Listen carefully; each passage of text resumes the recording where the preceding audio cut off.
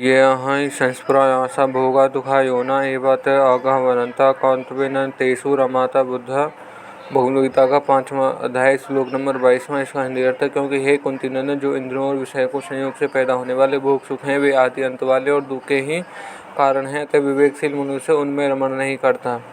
व्याख्या। शब्द स्पर्श रूप रस और गंध इन विषयों से इंद्रियों का रागपूर्वक संबंध होने पर जो सुख प्रतीत होता है उसे भोग कहते हैं। संबंध जन्य अर्थात इंद्रिय जन्य भोगों में मनुष्य कभी सहज अंत नहीं है। सुख सुविधा और मान बढ़ाई मिलने पर प्रसन्न होना भोग है। अपनी बुद्धि में जिस सिद्धांत का आदर है, दूसरे व्यक्ति से उसी सिद्धांत की प्रशंसा सुनकर जो प्रसन्नता होती है, सुख होता है, वह भी एक प्रकार का भोग है। तात्पर्य है कि परमात्मा के सिवाय जितने भी प्रकृति जन्य प्राणी पदार्थ परिस्थितियाँ अवस्थाएं आदि हैं, उनमें से किसी भी प्रकृति जन्य करने के द्वारा सुख की अनुभूति करना भोग ही है। शास्त्र निषिद्ध भोग तो सर्वथा त्याज्य है। शास्त्र विहित भोग भी परमात्मा प्राप्ति की बाधक में होने से त्याज्य है। कारण है कि जड़ता के संबंध के बिना भोग नहीं होता। जब तक कि परमात्मा प्राप्ति के लिए जड़ता से संबंध छेद करना आवश्यक है। संपूर्ण भोग आने वाले जाले हैं, नित्य हैं, परिवर्तनशील हैं, ये कभी एक रूप रस रह ही नहीं सकते। तात्पर्य है कि इन भोगों को स्वयं के साथ किसी भी अंश में एकता नहीं है। भोग आने वाले जाले हैं और स्वयं सदा रहने वाला है। भोग जड़ है, स्वयं चेतन है। भोग विकारी है, स्वयं निर्विकार है। भोग आदि अंत वाले हैं और स्वयं आदि अंत से रहित हैं, इसलिए स्वयं को भोगों से कभी सुख नहीं मिल सकता। जीव परमात्मा का अंश है, इसलिए इसे परमात्मा से ही अक्षय सुख मिल सकता है। भोग आने वाले जाने वाले हैं, इस तरफ ध्यान जाते ही सुख दुख का प्रभाव कम हो जाता है। इसलिए भोगों को प्रभाव को मिटाने के लिए औषध रूप है। जितने भी संबंध जन्य सुख हैं, वे सब दुख के उत्पत्ति स्थान है। संबंध जन्य है, सुख दुख से ही उत्पन्न होता है और दुख में परिणित होता है। पहले वस्तु के अभाव का दुख होता है, तभी उस वस्तु के मिलने पर सुख होता है। वस्तु के अभाव का दुख जितनी मात्रा में होता है, वस्तु के मिलने का सुख भी उतनी ही मात्रा में होता है। भोगी व्यक्ति दुखों से नहीं बच सकता। कारण है कि भोग जड़ता के संबंध से होता है। जड़ता का संबंध ही जन्म मरण रूप महान दुख का कारण है। पतंजलि योग दर्शन में कहा गया है, परिमाण दुख, ताप दुख और संसार दुख, ऐसे 3 प्रकार के दुख सब में विद्यमान रहने के कारण तथा तीनों गुणों की वृत्तियों में परस्पर विरोध होने के कारण विवेक के पुरुष के लिए सबके सब भोग दुख रूप हैं। संपूर्ण विषय भोग आरंभ में सुख रूप प्रतीत होने पर परिणाम में दुख ही देने वाले हैं, क्योंकि भोगों को परिणाम में अपनी शक्ति का ह्रास और भोग्य पदार्थ का नाश होता है। यह परिमाण दुख है।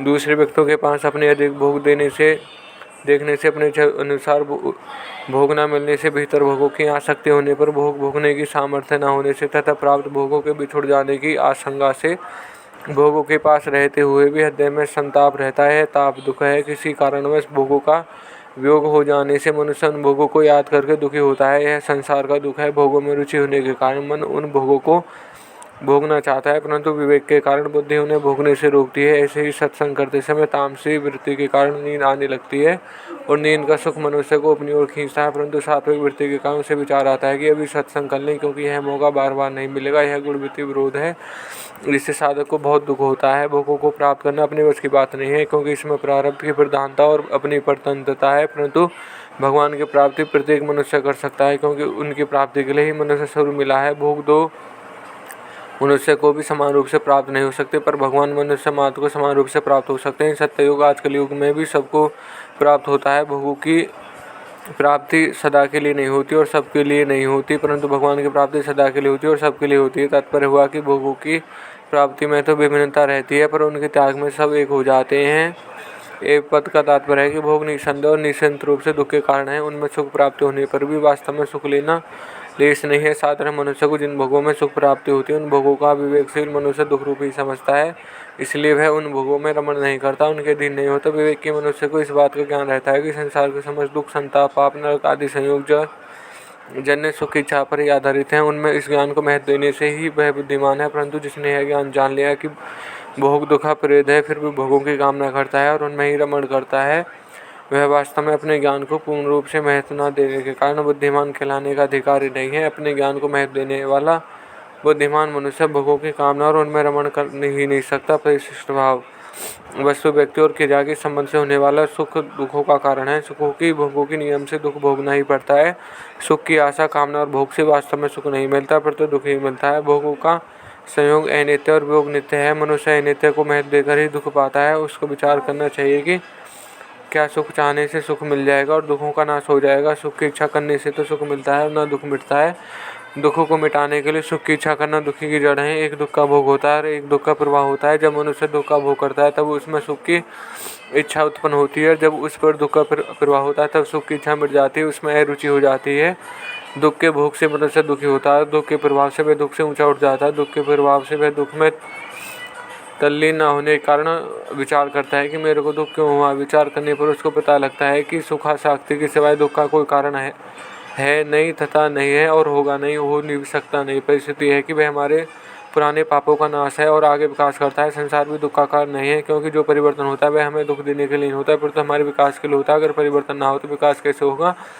परिवर्तन के बिना बीज का वृक्ष कैसे बनेगा, रजबीरे का शरीर कैसे बनेगा, बालक से जवान कैसे बनेगा, मूर्ख से विद्वान कैसे बनेगा, रोगी से निरोग कैसे बनेगा। तात्पर्य है कि स्वाभाविक परिवर्तन विकास करने वाला संसार में परिवर्तन ही सार है। परिवर्तन के बिना संसार एक अचल स्थिर चित्र की तरह होता है।